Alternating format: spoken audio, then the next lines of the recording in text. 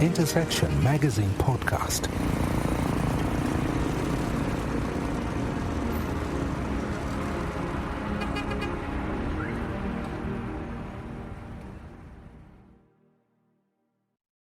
Welcome to Intersection Magazine Podcast. My guest today is the director of the Eco Community in North America. The Eco Community is a group that's devoted to helping, in a great sense, to feed the populations of the world through various means. But she heads the North American part of the organization. They're established in several countries to be able to reach out to those closest to them. I found out about their work through a connection that I've been working with in Uganda here. So I was interested in different groups that are using technology and using practical methods to help farmers to be more effective, especially with uh, small spaces. Uh, some of these farmers have land or have plots of land which they can use to. Normally, they're used to for subsistence farming, but that can be used as well to generate a little bit more income. So there's a page that's dedicated to communication and blogs where farmers can access all sorts of information, ask questions, and other tools that they've put together for this purpose. The other interesting thing that I think I found out is that they're faith based. So these are some of the discussions we'll be having. So once again, thank you for listening and thank you for subscribing. I'm your host, Nicholas Kianda. So let's jump right in. Tell us about yourself. What's your role? And tell us a little bit more about the organization. Okay, thank you for having me on your show, Nicholas. My name is Grace Drew Miller, and I am the director of one of 5 regional impact centers of ECHO International. We have an impact center in Chiang Mai, Thailand, one in Arusha, Tanzania, one in Burkina Faso and Ouagadougou, and a new one in Antigua, Guatemala. And of course, I am here, director of the North America Impact Center located in Fort Myers, Florida. We are interested in strengthening the capacity of people who are working with small-scale farmers to defeat hunger, improve lives through sustainable food systems and appropriate technology. And as Nicholas said, our motivation is that we are followers of Jesus and we see ourselves as agents of restoration, and we want to seek to glorify God and love our neighbors. And now, even though that is our motivation, we serve everyone. We serve everyone from different religious and cultural backgrounds. So, That's awesome. one of the things, so that's what basically is our goal. Okay. What I found, at least in some of my interactions with different groups, there's almost like a defeatist attitude, almost like, yeah, let's get saved and get off this planet.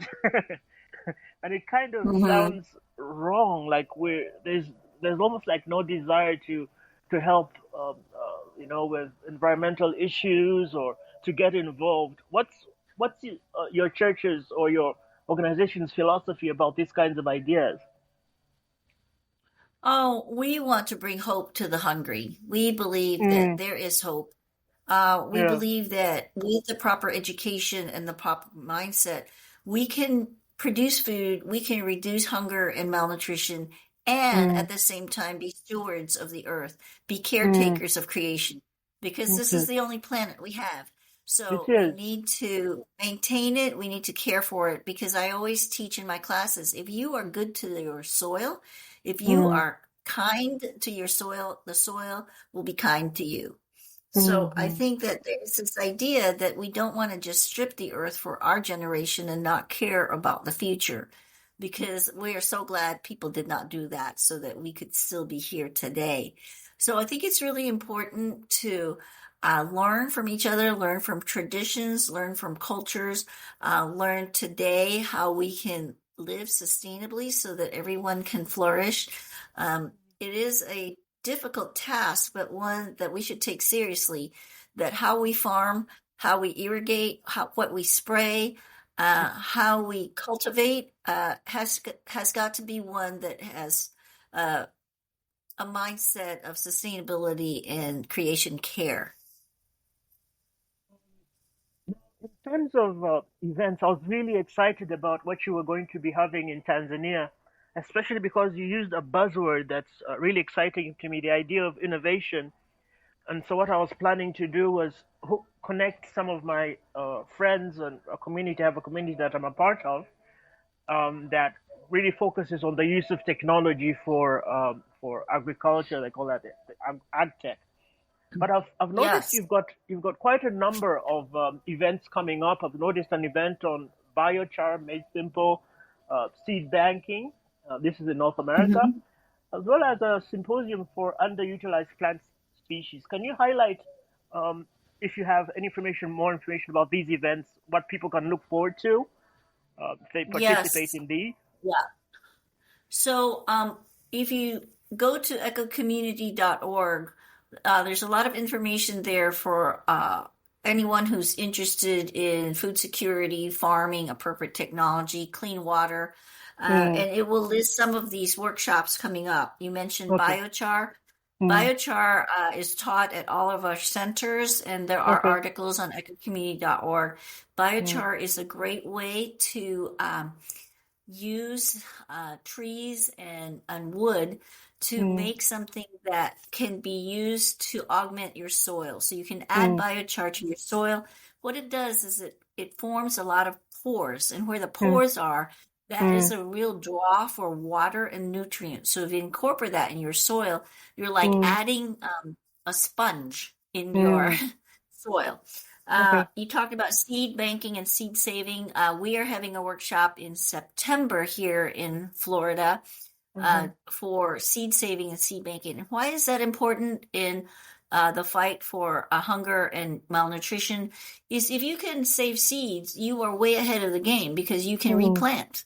Hmm. And Hmm. it doesn't matter whether you have cash or not because you have the seeds. But there's a technique and an art to saving the right seed, the best seed, and to store the seed so that you can have high germination. Okay. So that's why we want to teach that. And anybody, any community, any family can become a seed saver and a seed banker. You need to have good storage. It needs to be dry. It needs to be cool. What I love about being able to save seeds is it doesn't matter whether there's a revolution, a war, where roads are cut. It doesn't matter who's the prime minister. You have seeds to plant for the next. And then we're having a wonderful symposium coming up in October. It's an international symposium on underutilized crops. Hmm. And there are 350,000 plants in the world, we think, maybe more. And Hmm. really, only 12 of those species provide 90% of the calories for the world. So there are a Wow. lot of underutilized crops out there, Hmm. native, indigenous to a lot of places, that could help with malnutrition, that can help with disease, that can help with cancer. And so this symposium is an international one where we're going to gather here at Echo Farms, Fort Myers, and talk about all the underutilized crops out there and to tell people about it. Okay. Incidentally, on the issue of GMOs, what's the stand of the eco community on genetically modified seeds or, I suppose, foods? Right. What's your yeah? Um, we try to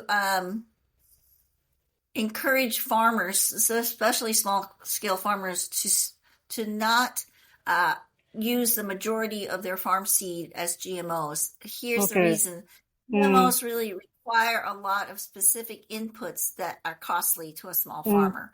You will Hmm. need to buy the seeds. You Hmm. cannot save GMO seeds. You are Hmm. not allowed to and that goes against what I just said were the advantages of saving seeds.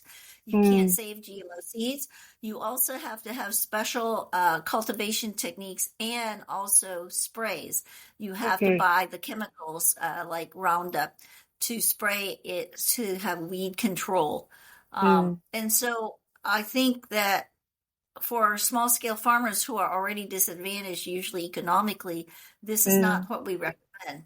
We don't take a strong stance that you cannot ever use it, but mm, we just like to promote what I call non-GMO seeds so that you can save it.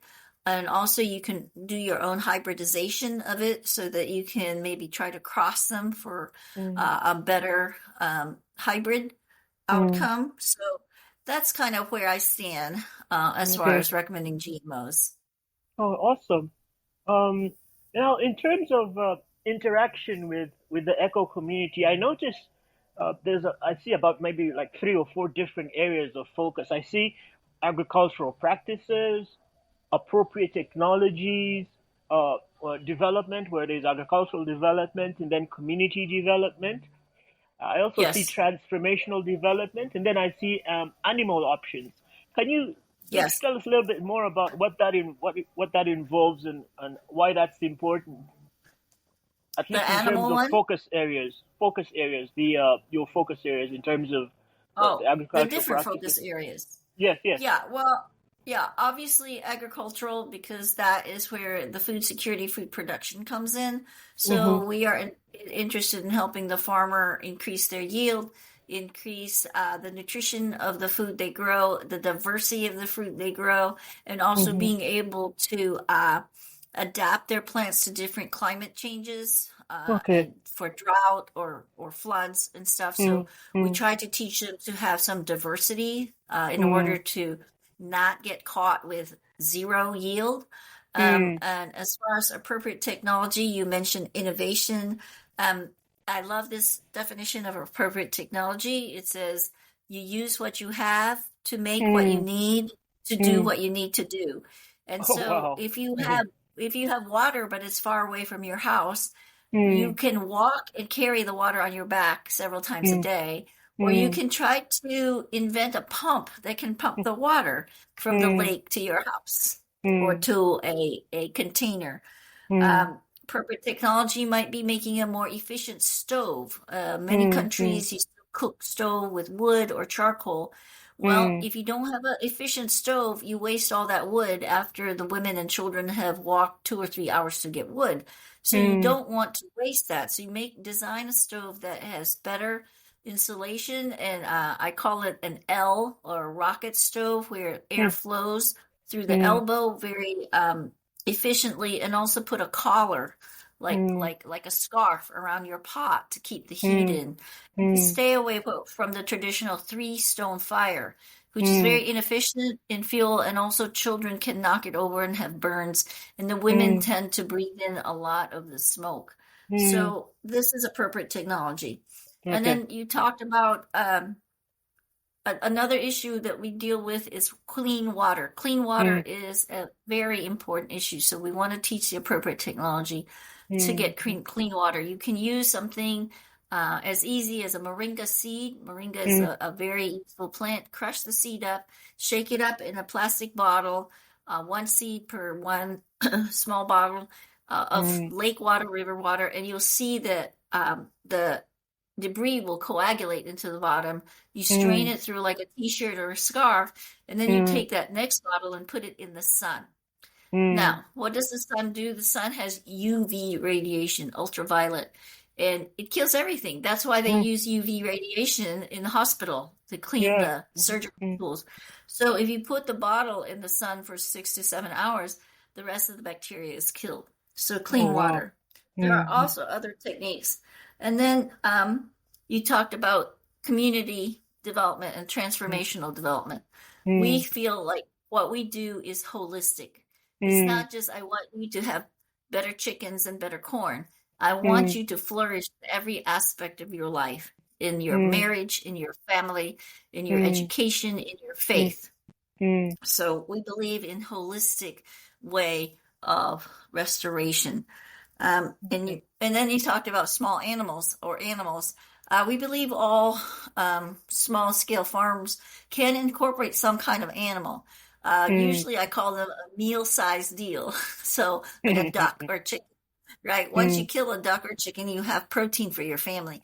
mm, Cows are pretty big. Once you kill a cow, you either have to have refrigeration or some way to preserve all that meat, unless you're having a wedding, and then you mm, can just eat the whole cow. But mm, rabbits, ducks, chickens, mm, mm, fish. Of course, the nice thing about chickens is, and ducks, you can have eggs. That's a good source of protein because mm. protein deficiency in many countries is a big issue. It is. Um, I have this rule about animals. Mm, There are mm, five M's, the letter M, like mhm, NMN. Okay, M, mm, it stands for meat, mhm, okay, manure, mhm, mhm, muscle, mm, milk, and money. mm, So those are mm, the five M's. These five M's can help a farmer and their mm, family mm. uh, move forward, right? Okay. They So, can. Oh, thank you so much. In terms of engagement with the eco community, how do people become part of these communities? Is it a matter of contacting your regional office, or how does it work? oh, there's many ways to be involved and get help. One is to Mm, join ecocommunity.org. It's free mm, online. You join and you become a member, and you can look at videos, slideshows, articles. They're translated to many languages, over six mm, languages. And mm, you can get these technical notes on how to build a stove or how to get clean water. The other mm. way is to be connected to one of our regional impact centers. So if you are in Okay. East Africa, you can contact the East Africa office. Just go to our website, Mm, econet.org, or to ecocommunity.org and try to mm, connect with the East Africa. okay. They're in Tanzania, but they serve most of East Africa and some of Southern Africa. Or Mm, if you are closer to West Africa, to Burkina Faso, Senegal, Sierra Leone, you mm, can contact them. And then in Asia, we are in East Asia, Cambodia, Myanmar, Thailand is our base, but we also work in South India. mm, Okay, mm, mm, mm, so you would contact that. And then of course in Caribbean, Central America, we have a new office in Antigua, mm, Guatemala, and you can contact our director there. And if you are English speaking, or your organization is in North America, or mm, you are located in North America, you can mm. contact the Florida office. Okay. I notice that there's an opportunity for those of us who are new to the system, or for different types of people to engage with the eco community. Partnerships, volunteering, tours, and giving. Can you give us more information for my listeners who might be interested in making an impact globally and Yeah, regionally? well, of course, we are a nonprofit, so we of course welcome donations, but we also welcome your help through volunteering. If you are near one of our centers, you are Mm, certainly welcome to volunteer hours to work on the farm, to work inside, to help clean seeds. mm, Um, if you want to help us, the best way to help us is to tell others about us. okay. Our title is Echo, so we want you to be our echo, Mm, to mm, tell people about us, because we want to help uh, restore lives. We want to bring hope for the hungry, but we mm, can't do it if people don't know us. People yes, have to yes. contact us. We, Mm, we mm, can't find everybody, but people can mm, find us. mm, So those are ways to help. And also on ecocommunity.org, if you have mm, some information, if you have some plant or some processing or some innovation you want to share, mm. that's a great place to share it. Okay, okay. Awesome. Thank you so much for your time and for the ideas that you've shared. Um, how can people get in touch with you as head of the, for example, people in the U.S. itself? How can people contact you? Is there are you on LinkedIn maybe for those professionals who just Yeah, want I'm to? in LinkedIn. I'm in Mm-hmm, LinkedIn, so you can look up Grace Miller Echo. mm, You can go to the website, which is www.echonet,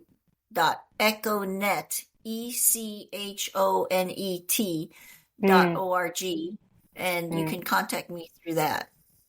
Oh, thank you very, very, very much for your time. We hope to engage with you a little bit more in the future, track the progress Yes. of the community. Um, Well, thank you very Yes. much for Yeah. spending time with us. Okay, thank you. Mm.